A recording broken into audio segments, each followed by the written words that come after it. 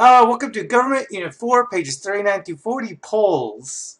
Alright, polls are when you take the opinion of the people that are supposedly going to be voting for you, or otherwise known as the electorate. That's you, that's me, that's all of us. We, the people who are going to be voting for candidates, are the electorate.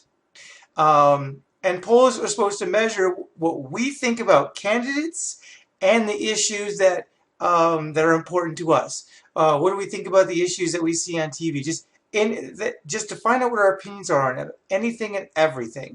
And they can be done through social media. They're still done through telephone calls. It could be going house to house and knocking on the door and asking, hey, would you please take this survey? Can I ask you a few questions? If you get a random person on the telephone calling you, they will identify themselves as a poll team, and they'll ask you questions. Don't answer any questions if they're about personal information. That's not a government-sponsored poll or a scientific research poll. That's just a scam. But most polls are not that way. But they're only effective if they're conducted randomly. So let's say you want to get people's opinions on, I don't know, gun control. Well, if you only ask people who live in a place that's very conservative and they have a lot of guns and they like to go hunting a lot, maybe somewhere in the Midwest, they're all probably going to have a very similar opinion. So that's not a random poll. It should be randomly taken from all over the country. Or if it's a state-based issue or a city-based issue, you don't want to just focus on one area of one type of person for the poll to be useful. Because you could just ask your friends their opinion, but it's not going to be a very good poll because your friends don't represent the entire city or the entire state. They just represent one group of it. Not that their opinions are invalid, but not everyone thinks like them. So their opinion is important, but so is everybody else's who thinks differently. You have to have variety, random variety, for a poll to be considered effective. The media has created sort of a beast when it comes to elections, and it's created what's known as a new age candidate, in which the issues, events, opinions are not as important as they used to be. The candidates need to focus on three things more so than how informed they are, which is kind of a sad thing. One is they've got to look good, because TV is everything. And not just TV. Now with the internet, if you say one wrong thing or say one thing that's a little controversial, guess what? It's going to be blasted over the internet, TV, everywhere, over and over and over again for a week. There's no hiding anymore. It's one thing when TV wasn't a big deal and what you might say is in the newspaper, and then people can decide whether they want to look at it or not. But now, if you say one wrong thing, it could be on advertisements, it could be on news updates or advertisements for the news, and you'll hear these things over and over again. You might hear on the radio in between songs. If you say one wrong thing as a presidential candidate, it's going to be blasted. Everyone's going to hear it and everyone's going to say it.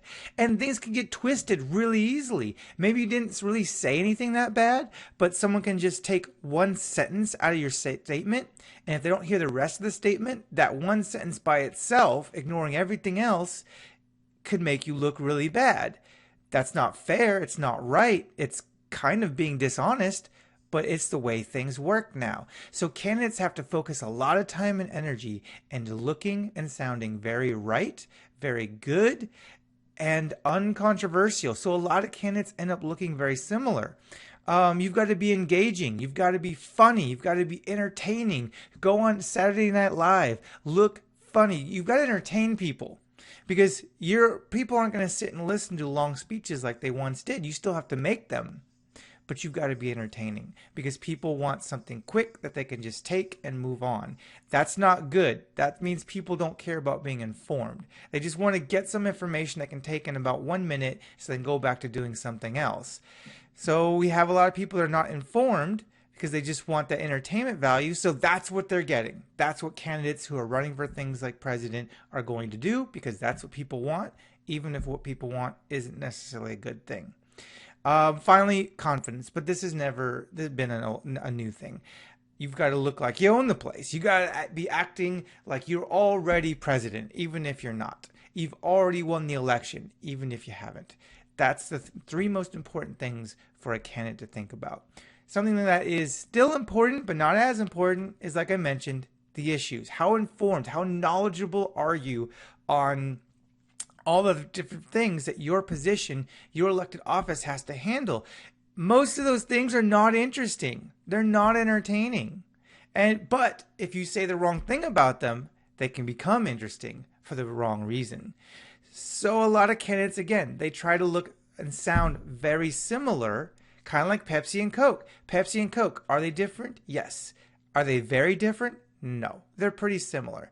People have their preferences, but they're happy with the other one if that's all that's offered. People aren't going to complain too much, on average, if one is not available, because they're both very, very similar. The way these two companies compete with each other is on appearance, substance. How attractive are they? The look of the can, the advertisements, the celebrities. That's how they compete, not over what they actually are all about. And that's the way presidential campaigns have started to become run since the advent of television media, and especially with the internet. Look good, sound good.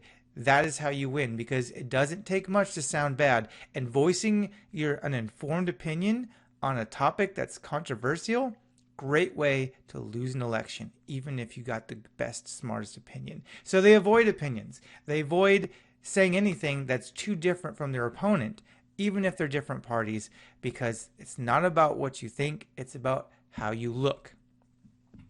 People all over the country repeatedly say they hate angry campaigns. That's a mud campaign. I mean, instead of saying, "Hi, I'm Barack Obama. This is what I believe in," or "Hi, I'm Mitt Romney. This is what I believe in," they do that. But they also have campaign ads that say, "Well, this candidate, he's doing this, and that's terrible. And this candidate's a bad person because he's involved in this. And this guy did all these terrible decisions in his last job."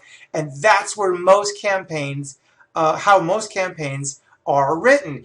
Even though poll after poll after poll, year after year after year, says that people hate them and it's too much and it bothers them, the reality is the presidents and mayors and governors and senators, they're writing them anyways. They're making these angry campaigns, negative campaigns anyways, because they work, not because they're stupid. They read the polls. They read the polls daily. They read them as soon as they come out.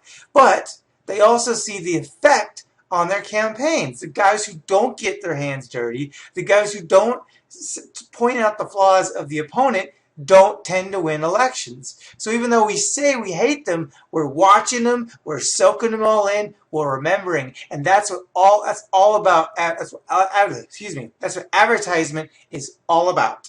It's all about getting you to watch it and getting you to pay attention and remembering what they did. And as much as you might hate negative campaign ads, they work. They stick in your brain and you remember those negative things they say. So a lot of trash talking goes on in campaign ads because they're effective, and a lot of it is focused on personal attacks because unfortunately a lot of Americans aren't that interested or aren't that informed enough to want to actually learn about the core issues and their true effects. They just kind of want the TMZ version of everything. And that's it. No more Moto. That covers the end of Unit 4. And I'll see you in class.